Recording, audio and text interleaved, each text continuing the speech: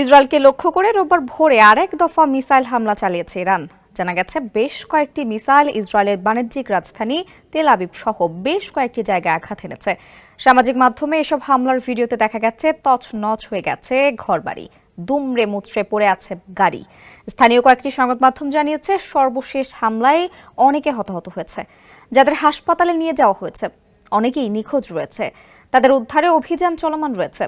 সংবাদ মাধ্যম Times of Israel জানিয়েছে ইরানের সর্বশেষ হামলায় একাধিক মিসাইল মধ্য ইসরায়েলের বিভিন্ন জায়গায় আঘাত এনেছে। সেখানে উদ্ধারকর্মীরা যাচ্ছেন। এর মধ্যে বাত ইয়ামে একটি ভবন বেশ ক্ষতিগ্রস্ত হয়েছে। RICL TMX, যুগের পর যুগ স্থাপনা থাকে মজবুত। এছাড়া ফায়ার ও রেস্কিউ সার্ভিস জানিয়েছে রেহেবতের একটি ভবনে সরাসরি মিসাইল আঘাত এনেছে। সঙ্গে তেল আবিবে একটি অবকাঠামো এবং কিরইয়াত একরনের একটি শপিং মল মিসাইল আঘাত বা শার্পনেল আঘাত আনার তথ্য শোনা যাচ্ছে।